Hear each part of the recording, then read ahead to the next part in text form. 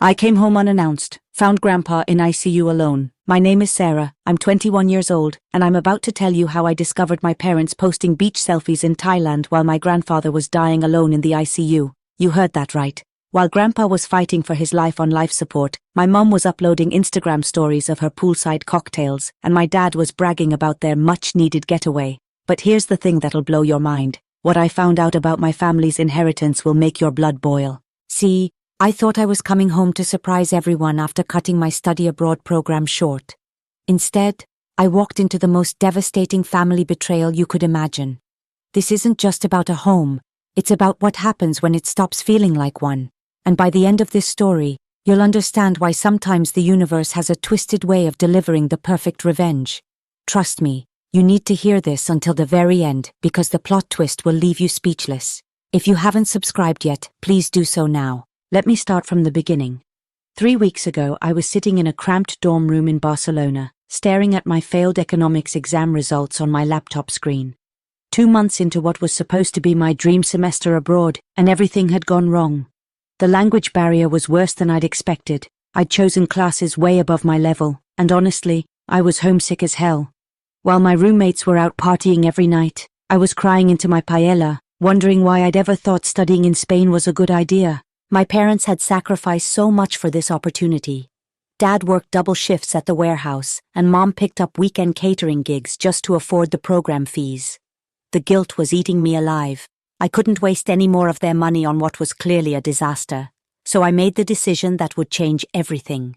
I booked a flight home 3 weeks early, planning to surprise my family and figure out how to salvage my academic situation once I got back. The 11-hour flight gave me plenty of time to rehearse what I'd tell them. I'd spin it positively somehow, maybe say I wanted to come home early to spend time with family, or that I'd learned everything I needed to learn.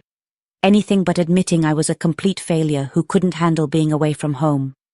I even stopped at the airport gift shop and bought those cheesy I Love Barcelona t-shirts for everyone, hoping small presents might soften the blow of my early return.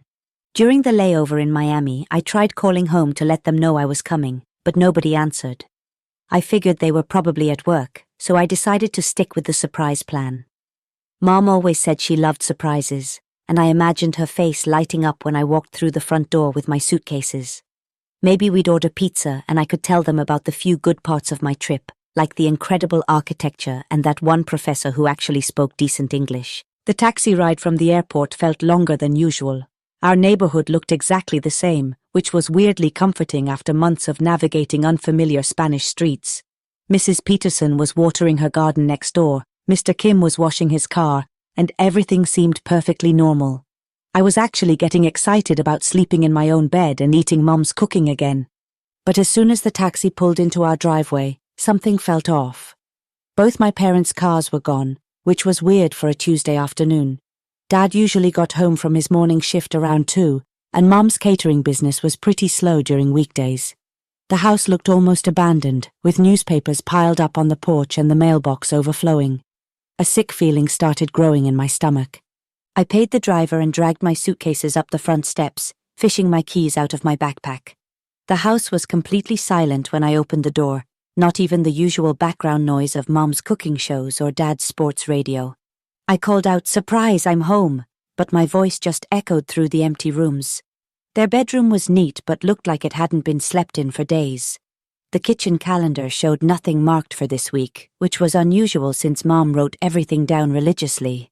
I tried calling both their phones again, but they went straight to voicemail. That's when the real panic started setting in. Where could they possibly be? And why did it feel like they'd been gone for more than just a day or two? Little did I know, I was about to discover something that would shatter everything I thought I knew about my family.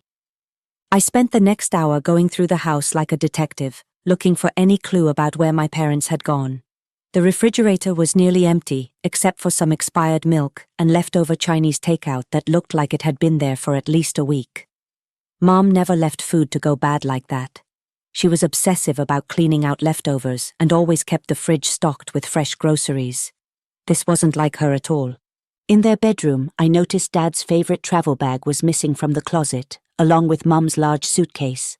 A few dresser drawers were partially open, like someone had packed in a hurry. But why wouldn't they have told me they were going somewhere? We talked every few days while I was in Barcelona, and Mom never mentioned any trips.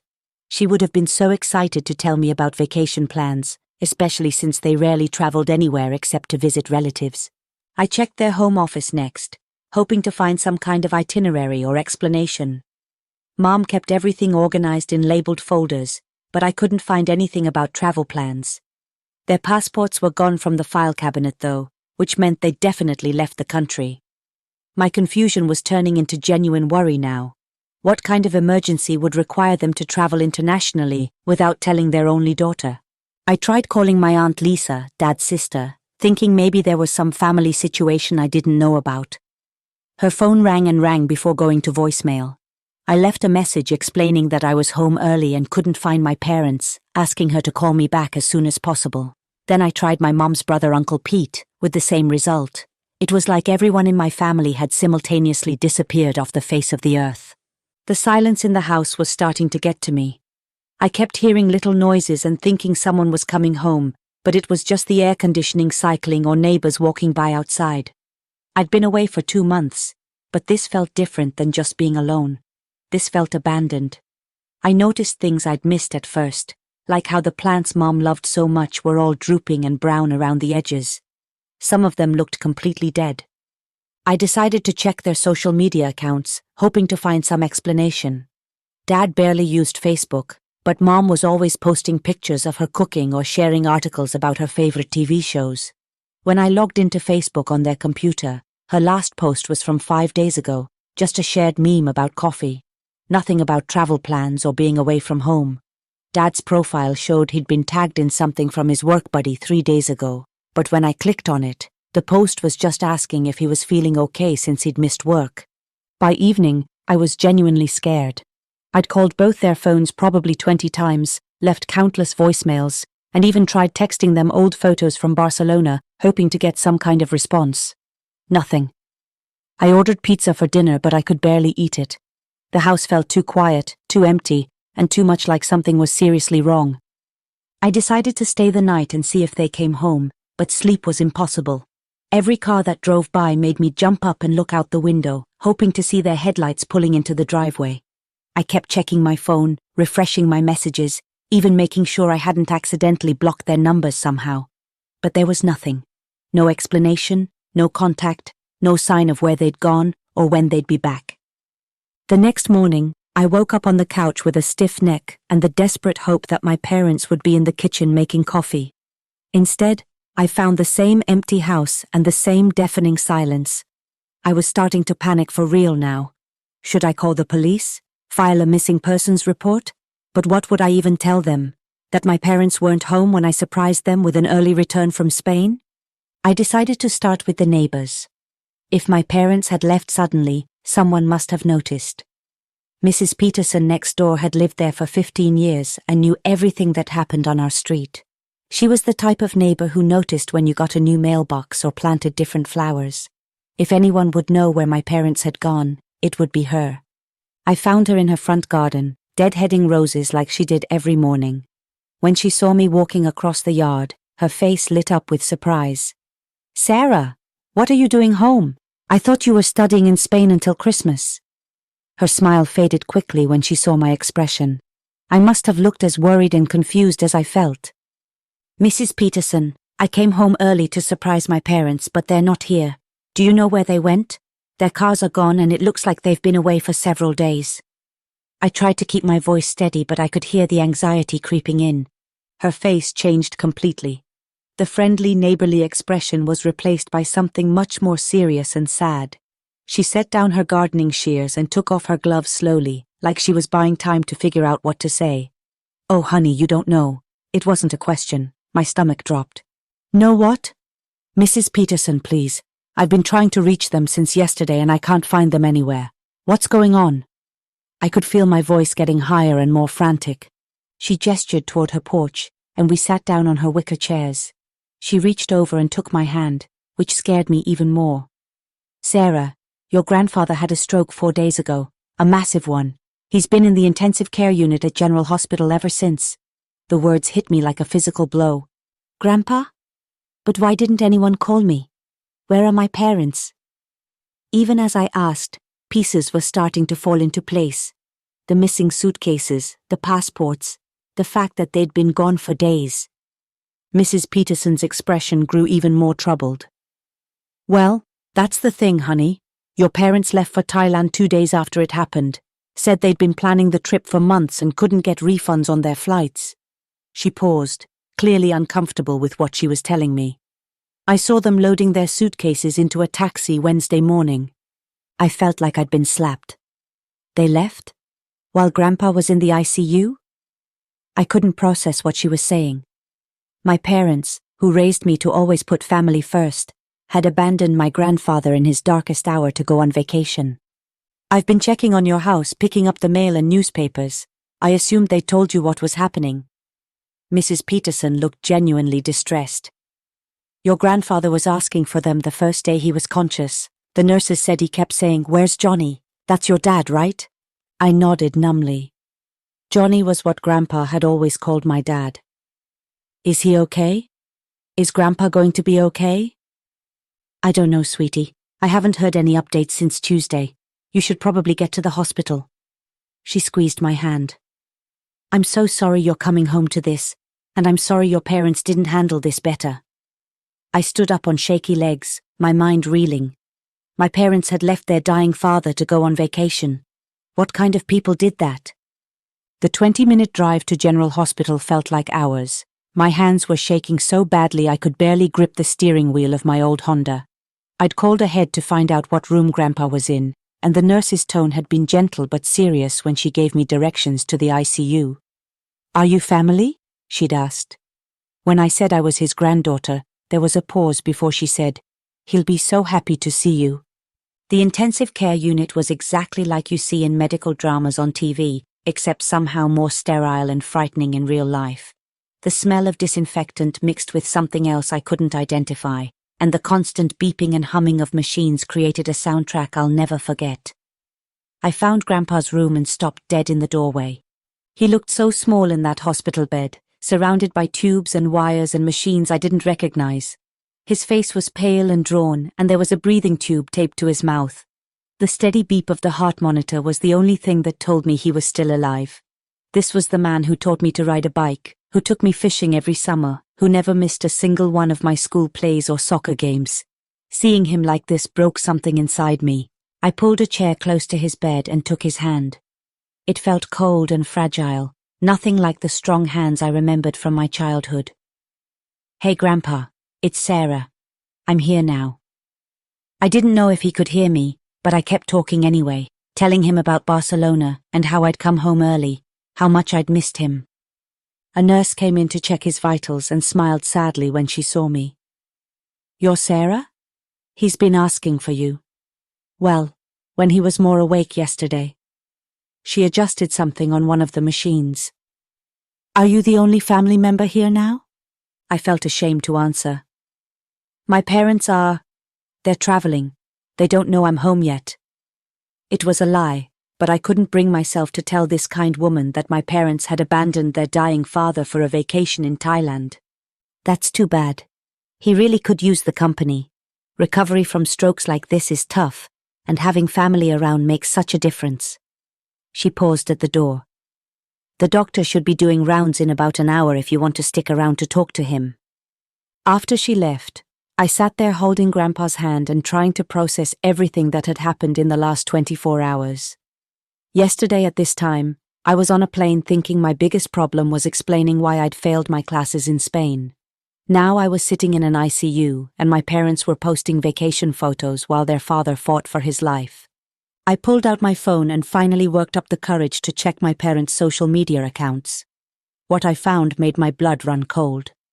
Dad's Facebook showed a check-in at Bangkok International Airport from 2 days ago with a caption about finally getting that vacation we deserve. Mom's Instagram was even worse, story after story of beach photos, cocktail pictures, and selfies by the pool. In one video, she was laughing and saying something about how they really needed this break from all the stress. Stress? What stress? While they were sipping drinks with little umbrellas, their father was alone in intensive care, and I was halfway around the world thinking everything was fine at home.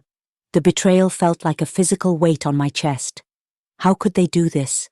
How could they be so callous and selfish? And how was I going to explain to Grandpa when he woke up that his son had chosen paradise over his bedside?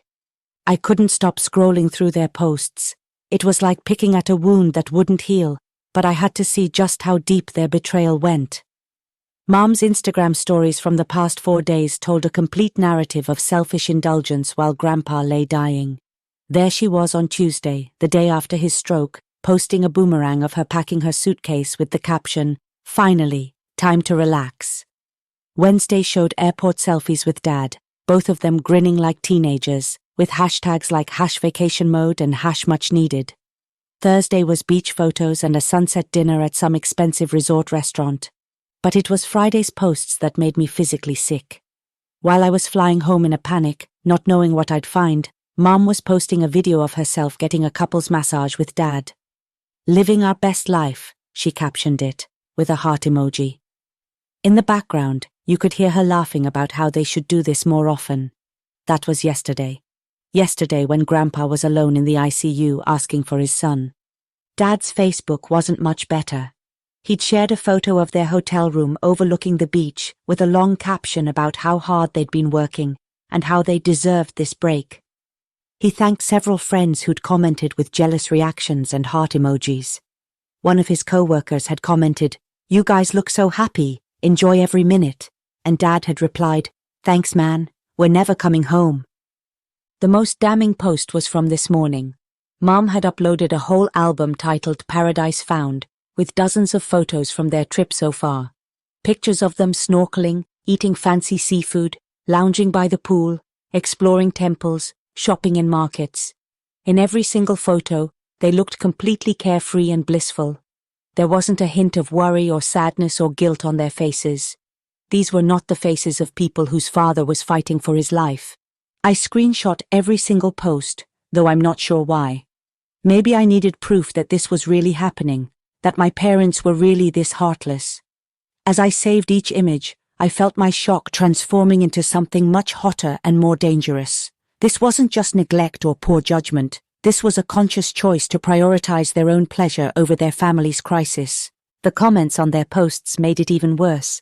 Friends and family members were liking their photos and leaving jealous messages about their amazing vacation. "You two deserve this. So jealous of your trip. Living the dream." Did any of these people know what was happening back home? Had my parents lied to everyone? Or were their friends just as shallow and selfish as they were? I found myself composing angry responses to their posts in my head. I wanted to comment on every single photo. "While you're sipping cocktails, your father is in intensive care."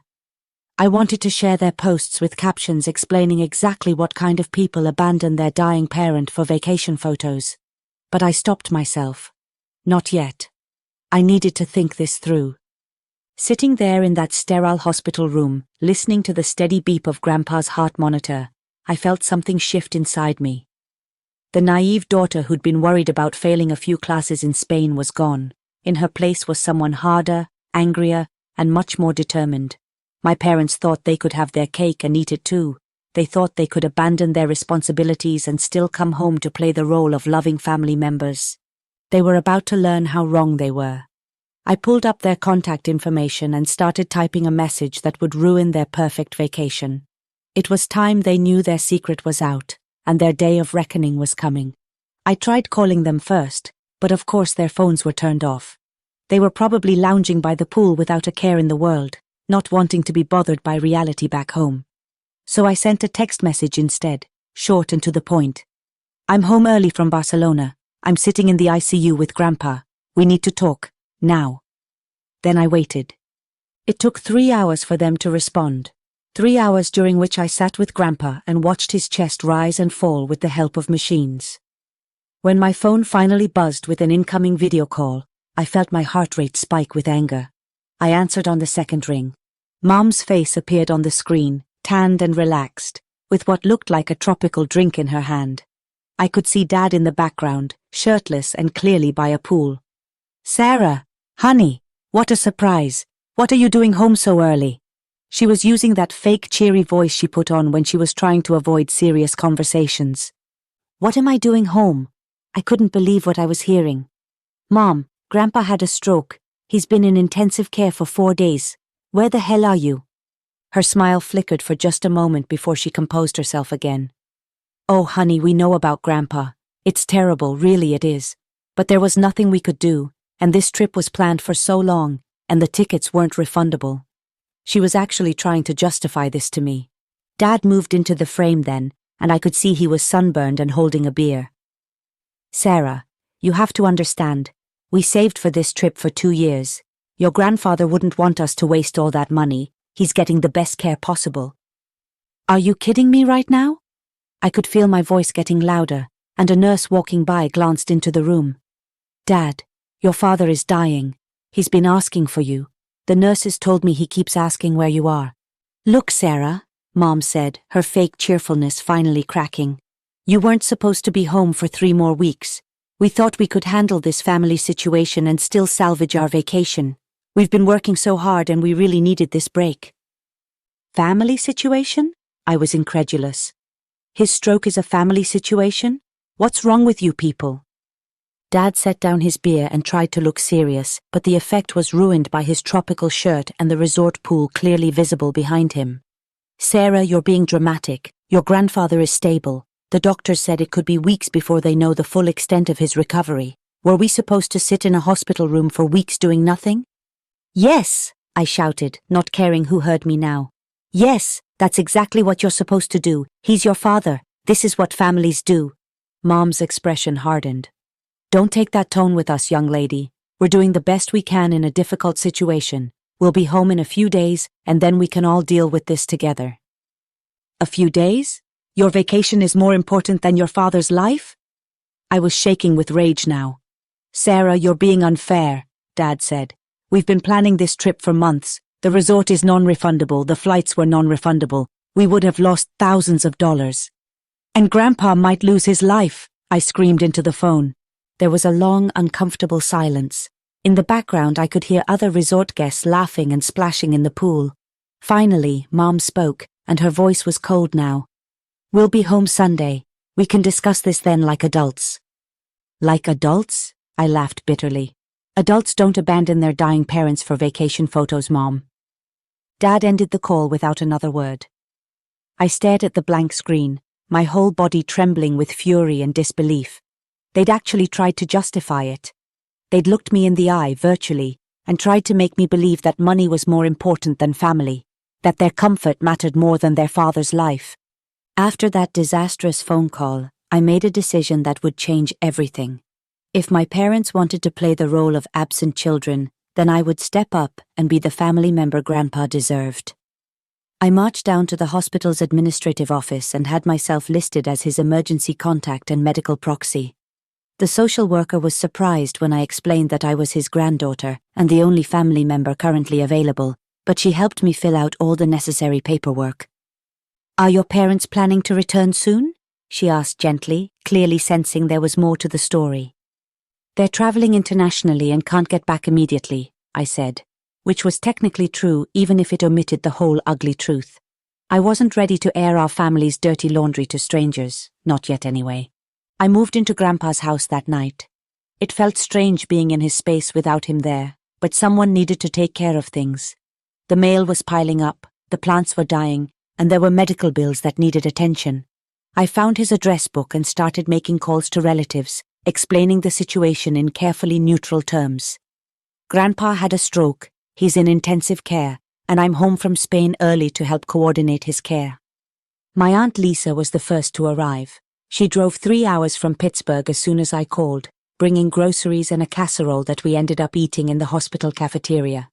"Where are your parents?" she asked bluntly. She'd always been the type to cut through nonsense. I showed her the Instagram posts. I watched her face change as she scrolled through the photos of my parents living it up in Thailand while her brother-in-law fought for his life.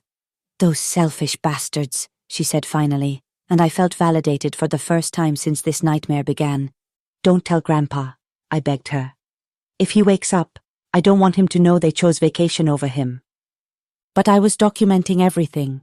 Every day they were gone, I took screenshots of their social media posts. I saved the hospital records showing that Grandpa had no visitors except me and Aunt Lisa. I kept track of the medical decisions I had to make alone, The insurance forms I filled out, the late-night phone calls with doctors.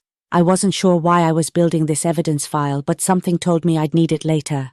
My cousins started showing up too. Uncle Pete drove down from Cleveland with his wife and kids. Cousin Mike flew in from Denver. Word was spreading through our extended family, and people were horrified to learn that Grandpa's immediate family was nowhere to be found. Nobody said it out loud at first, but I could see the judgment in their eyes when they asked where my parents were. "They're dealing with some travel complications," I kept saying, but the lie tasted worse every time. By the end of the week, we had a regular rotation of family members staying with Grandpa. Someone was always there, holding his hand, talking to him, advocating with the medical staff. The nurses started commenting on how lucky he was to have such a devoted family. If only they knew the whole truth. I kept getting messages from my parents, photos of their snorkeling adventures, updates about the amazing food they were eating, complaints about having to cut their trip short by a few days. Not once did they ask about Grandpa's condition. Not once did they seem to grasp the magnitude of what they'd done. But I was learning things about our family that my parents clearly didn't know. Secrets that would soon become very important. Grandpa had been talking to his brothers and sisters a lot lately, before his stroke. There had been some kind of family meeting I wasn't aware of. Legal documents had been signed. Changes had been made. Changes that my parents were going to find very interesting when they finally decided to come home. On Friday morning, exactly 1 week after his stroke, something incredible happened. I was sitting in my usual chair beside Grandpa's bed, reading him articles from the local newspaper like the nurses suggested, when his eyes fluttered open. At first I thought I was imagining it. I'd been hoping for this moment for so long that I wondered if I was seeing what I wanted to see. But then his fingers squeezed mine, and I knew he was really waking up. "Grandpa, can you hear me? It's Sarah."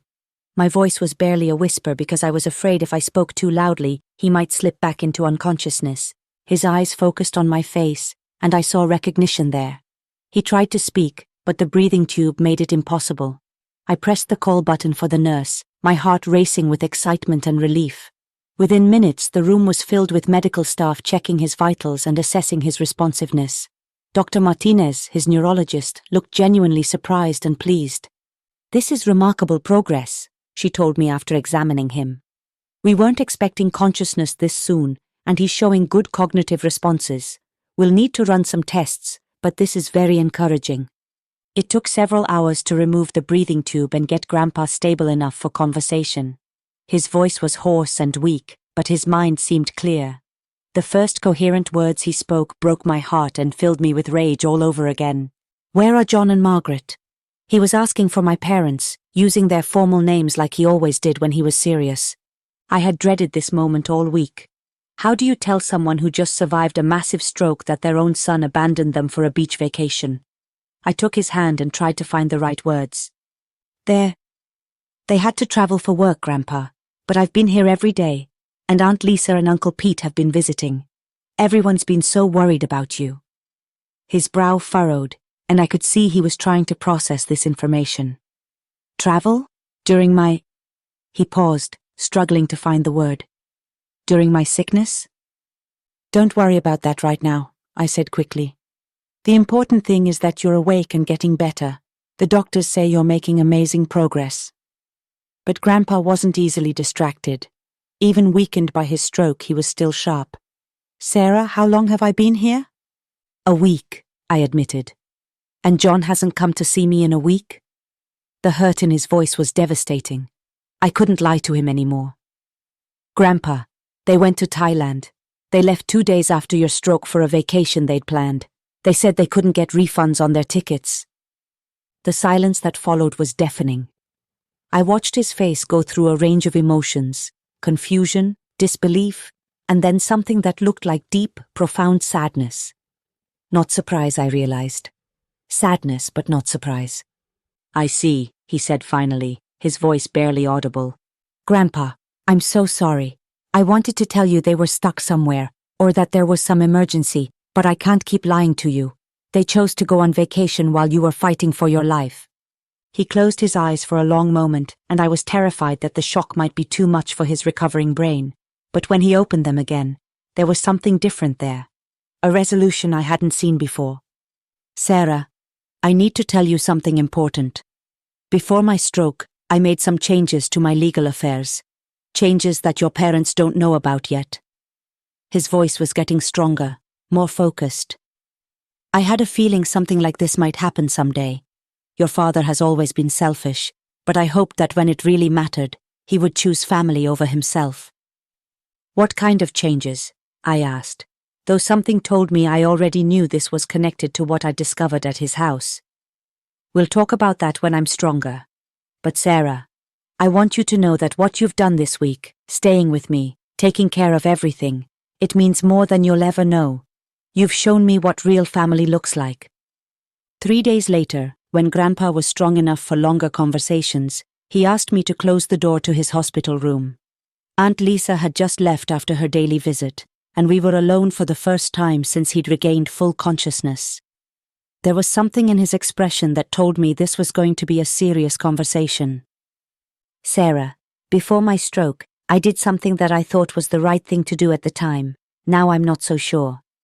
He adjusted himself carefully in the hospital bed, wincing slightly from the effort. 6 months ago I changed my will.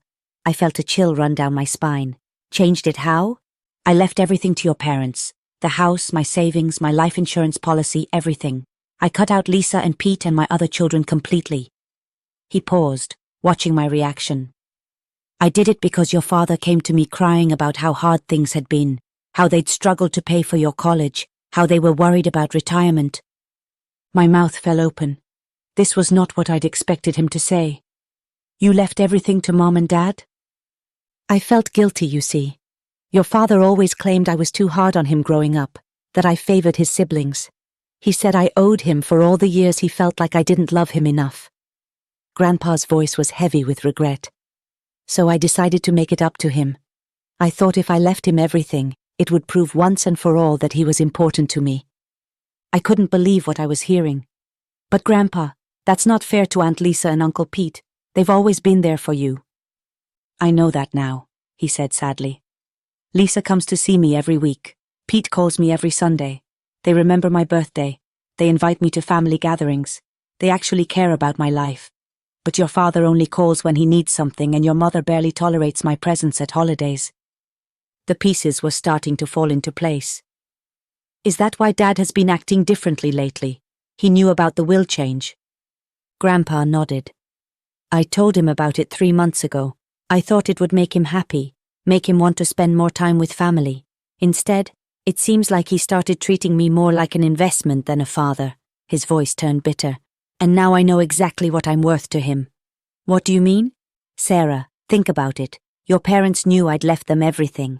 They knew that when I died, they'd inherit a house worth $300,000, plus my savings and life insurance. That's nearly $500,000 total.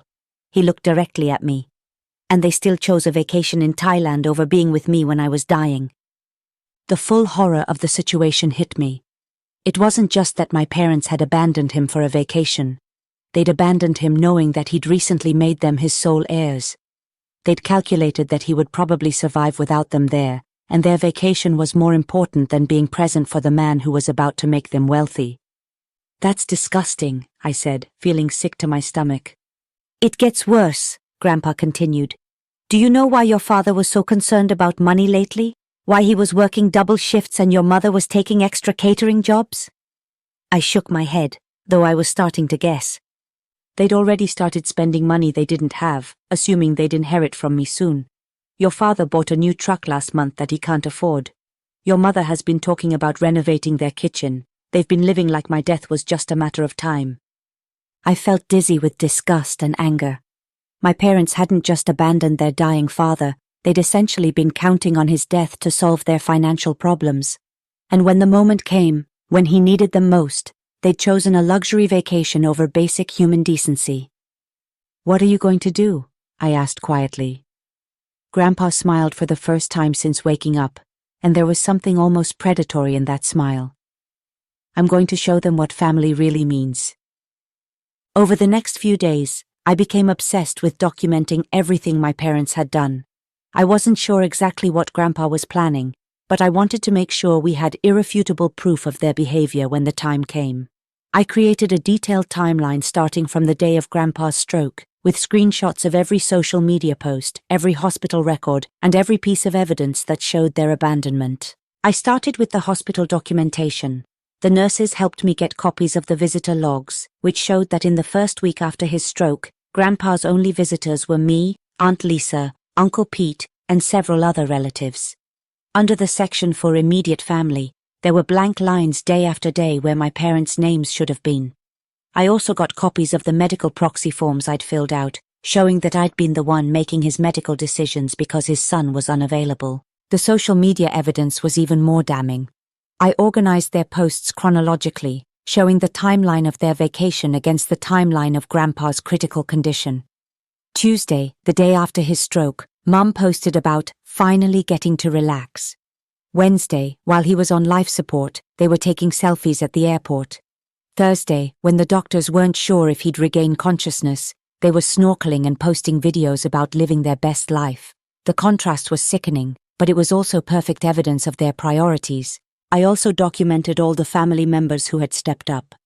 Aunt Lisa had visited every day and brought food for the extended family keeping vigil. Uncle Pete had driven 3 hours each way multiple times, missing work to be there. Cousin Mike had flown in from Denver and stayed for 4 days. My other cousins had taken turns covering shifts at the hospital. There were flowers from relatives, cards from Grandpa's friends, even visits from neighbors who'd heard about his condition.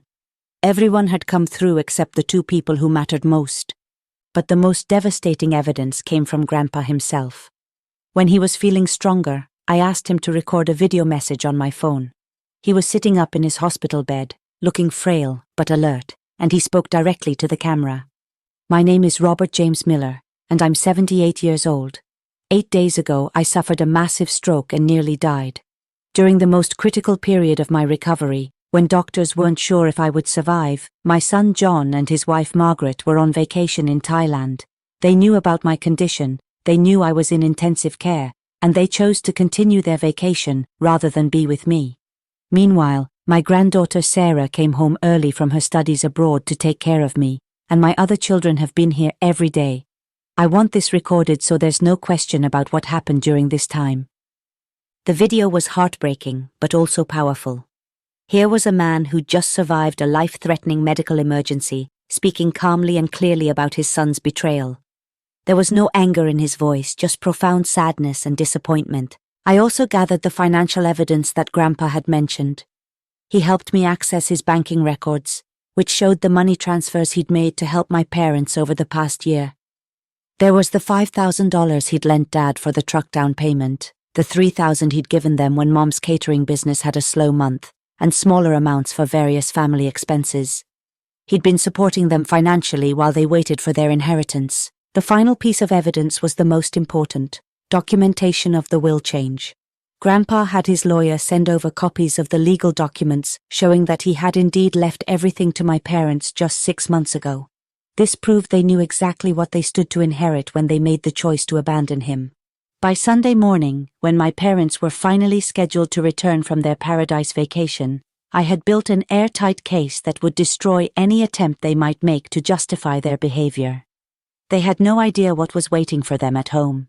Sunday afternoon, I got the text I'd been waiting for. "Just landed. Coming straight to the hospital to see Dad. See you there." Mom's message was casual, almost cheerful, like she was returning from a normal family vacation instead of abandoning her dying father-in-law for 10 days. I'd spent the morning coordinating with our extended family.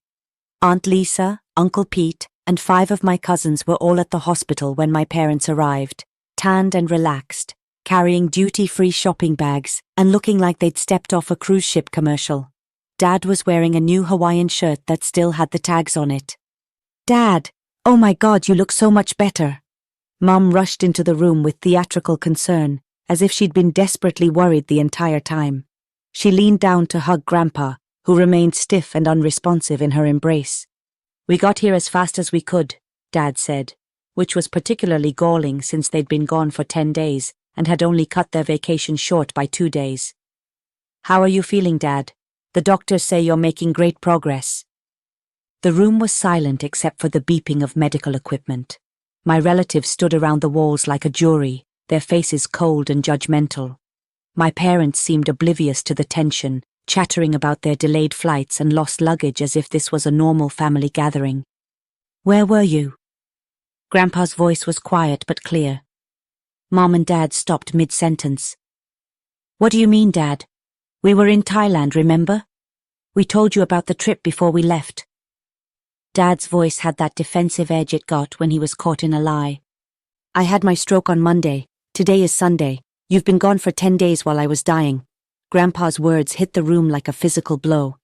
"Dad, we explained this to Sarah already," Mom said, her voice getting higher and more defensive. "The trip was non-refundable. We couldn't just throw away thousands of dollars. You were stable. The doctors said you were going to be okay." "I wasn't stable," Grandpa replied calmly. "I was in a coma for 6 days. The doctors didn't know if I would survive, and when I woke up, I asked for my son, and he was posting pictures of himself snorkeling." Uncle Pete stepped forward then, his face dark with anger. "John, what the hell is wrong with you? Your father almost died and you were sipping cocktails on a beach." "It's not that simple," Dad protested, but his voice was shaking now. "You don't understand the financial pressure we've been under. We needed this vacation. We've been working ourselves to death." Aunt Lisa pulled out her phone and started reading from my parents' social media posts. "Living our best life, never coming home, finally getting the relaxation we deserve." She looked up at them with disgust. "This is what you posted while your father was fighting for his life." The color drained from both their faces as they realized their social media trail had been discovered. They'd been caught red-handed, and everyone in the room knew exactly what kind of people they really were. "Sit down," Grandpa said, his voice carrying an authority I hadn't heard since his stroke. "Both of you, we need to have a conversation about family and priorities and consequences." My parents sat in the plastic hospital chairs, looking increasingly uncomfortable as the reality of their situation sank in. They were surrounded by family members who knew exactly what they'd done, with social media evidence of their betrayal pulled up on multiple phones. "6 months ago, I changed my will," Grandpa began, his voice steady and clear. "I left everything to you, John. The house, my savings, my life insurance, nearly $500,000 total. I did it because you came to me crying about your financial struggles, because you convinced me I owed you for being a hard father when you were growing up." Dad's eyes widened, and I could see the dollar signs practically flashing in his pupils. Mom leaned forward eagerly. Even now, even after everything, they were thinking about money. "I told you about the will change 3 months ago, remember? You were so happy, so grateful. You said it proved I finally understood how much you meant to me." Grandpa's voice was getting colder. "And then when I was dying, when I needed my son the most, you chose a vacation over my deathbed." "Dad, please," Mom started, but Grandpa held up his hand. "Margaret, you posted 43 photos and videos during your vacation. I've seen every single one. You and John laughing, swimming, eating expensive dinners, getting couples massages. Not one post mentioned that your father-in-law was fighting for his life. Not one moment of your perfect vacation was interrupted by concern for family." The room was deadly quiet except for the steady beep of the heart monitor. My parents looked like they wanted to disappear into the floor. "Here's what you don't know," Grandpa continued, and I felt my pulse quicken. "The will I changed 6 months ago, the one that left everything to you, that wasn't my real will." The confusion on my parents' faces was almost comical. "What do you mean?" Dad asked weakly. "I mean I lied to you, John. I never actually changed my will. I wanted to see what kind of son you really were when you thought money was involved. I had my lawyer draw up fake documents to show you, but my real will remained unchanged. Everything still goes to my other children and my grandchildren, just like it always has." The blood drained from both their faces so quickly I thought one of them might faint. Mom actually gasped out loud. "But you showed us the papers," Dad whispered. "The lawyer's office, the signatures." "Fake documents from my real lawyer, who was very interested in this little experiment. He wanted to see what you'd do too." Grandpa smiled, but it wasn't a kind smile. "The real will leaves the house to Lisa, my savings split between Pete and my other children, and my life insurance policy goes to Sarah for her education." My parents sat in stunned silence, the full magnitude of their situation finally hitting them. They'd shown their true colors for an inheritance that was never real, and now everyone knew exactly who they were. 6 months later, I was sitting in my college dorm room, paid for by Grandpa's life insurance money that I'd never expected to receive. He'd recovered remarkably well from his stroke, with only slight weakness on his left side and occasional difficulty finding words. More importantly, he'd recovered his faith in family, surrounded by people who genuinely loved him rather than tolerated him for financial gain. My parents had become pariahs in our extended family. The story of their Thailand vacation had spread through every branch of our family tree, and nobody looked at them the same way anymore. Christmas dinner at Aunt Lisa's house had been particularly awkward, with my parents sitting at the far end of the table while everyone else shared stories and laughter. They'd tried to explain themselves several times, but how do you justify abandoning a dying parent for beach photos? Their financial situation had gotten much worse. Dad had bought that truck assuming he'd inherit money to pay for it, and now he was stuck with payments he couldn't afford. Mom had spent money they didn't have on new kitchen appliances, also banking on the inheritance that was never real. They'd had to take out a second mortgage on their house and were working even more hours just to stay afloat. The worst part for them was that everyone knew. Their friends had seen the social media posts, their co-workers had heard the story, and their church community had quietly distanced themselves. Mom had lost several catering clients who didn't want to be associated with someone who'd abandoned family in crisis. Dad's reputation at work had suffered too, with his boss making pointed comments about family values and priorities. They'd tried to apologize to Grandpa multiple times, showing up at his house with flowers and home-cooked meals, trying to rebuild the relationship they'd destroyed. But trust, once broken, is nearly impossible to repair. Grandpa was polite but distant, treating them more like acquaintances than family. He saved his warmth and affection for the relatives who'd proven themselves when it mattered. The most satisfying moment came when they tried to guilt-trip him about the fake will. "How could you lie to us like that?" Mom had cried during one particularly pathetic attempt at reconciliation. "I wanted to see who you really were when you thought money was involved," Grandpa had replied calmly. "And you showed me exactly who you are." The lie revealed the truth. Looking back, I realized this whole experience had taught me more about family than any lecture or advice ever could. Real family shows up when things get difficult. Real family chooses love over convenience. Real family doesn't calculate the financial benefit of caring about each other. My parents had chosen paradise over family, and in doing so, they'd lost both. They were still my parents, and I still loved them, but I'd never trust them the same way again. They'd revealed their true priorities when they thought no one was looking, and sometimes that's all you need to know about someone. The best revenge, it turned out, was simply letting them reveal who they truly were. And now, everyone knew. The most powerful moment came exactly 1 year later, when my parents showed up at Grandpa's 79th birthday party uninvited. The whole family was there, celebrating in his backyard, when they appeared at the gate looking desperate and broken. Mom was crying, Dad was practically begging. "Please," Mom sobbed. "We're still family. We made a mistake, but we're still your son and daughter-in-law." Grandpa looked at them through the fence, surrounded by the family members who'd never abandoned him, and said the words that still give me chills. "Family isn't about blood, Margaret. It's about choice. And you made your choice on a beach in Thailand." He turned his back and walked away, leaving them standing there as the party continued without them. The people who'd once expected a $500,000 inheritance were now locked out of their own family, begging for scraps of forgiveness they'd never earn. That's the thing about karma. It doesn't always strike like lightning. Sometimes it's slow and methodical, making sure everyone sees exactly who you are when the mask comes off. Thanks for spending time with this story. If it resonated with you, don't keep it to yourself. Someone else may need to hear it too. Watch another real-life journey by clicking on the left, and subscribe so you never miss what comes next.